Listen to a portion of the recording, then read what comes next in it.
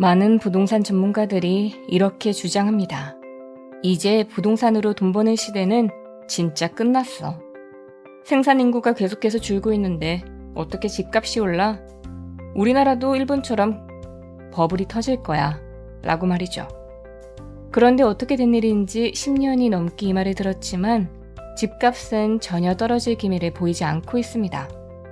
인구 감소라는 요인은 부동산 폭락과 반드시 직결되는 것일까요? 그렇지 않습니다.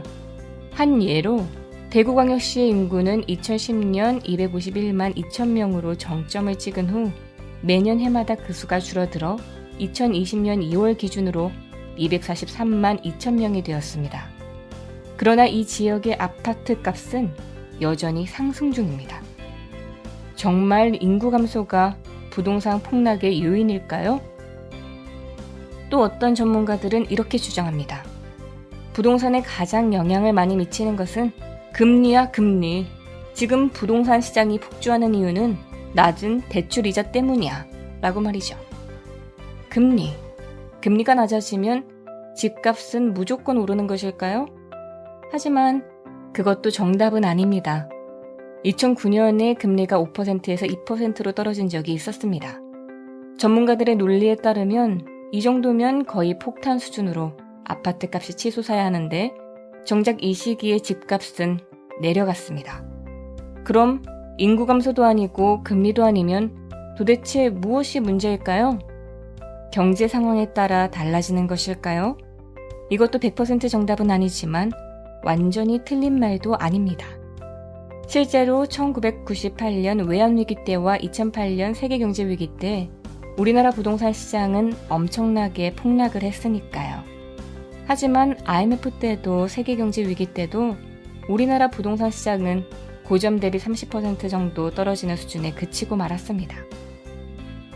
도대체 무엇 때문에 우리나라 부동산 시장은 이토록 견고한 것일까요? 대한민국에는 전 세계 어느 곳에서도 찾아볼 수 없는 아주 특별한 제도 두 가지가 있습니다. 첫째는 전세제도이며 둘째는 선분양제도입니다.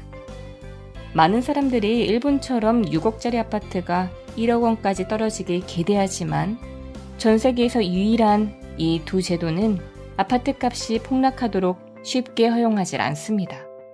미분양이 발생하고 집주인이 세입자를 구할 수 없어서 마이너스 프리미엄으로 분양권을 매도하고 부동산 시장이 지속해서 하락하면 아파트 값이 결국 폭락을 해야 하는데 안타깝게도 부동산 매매 가격이 계속해서 떨어지면 기존의 주택을 보유하고 있는 사람들이 전세로 갈아타기를 시도하면서 수요가 다시 늘어나고 전세 물량이 줄어들어서 아파트 전세와 매매 가격을 다시 상승시킵니다.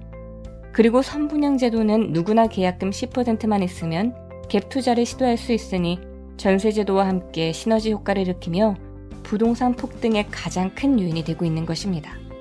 그래서 책 부동산 폭등장이 온다의 저자 이현철 씨는 이렇게 말합니다. 우리나라 부동산은 다른 나라와 다른 특성을 가지고 있다. 부동산 사이클의 기본 요소인 전세와 선분양제도, 대중심리 그리고 정부 정책에 따라 달라진다. 특히 전세와 선분양제도가 대중에게 미치는 영향은 가히 절대적이다.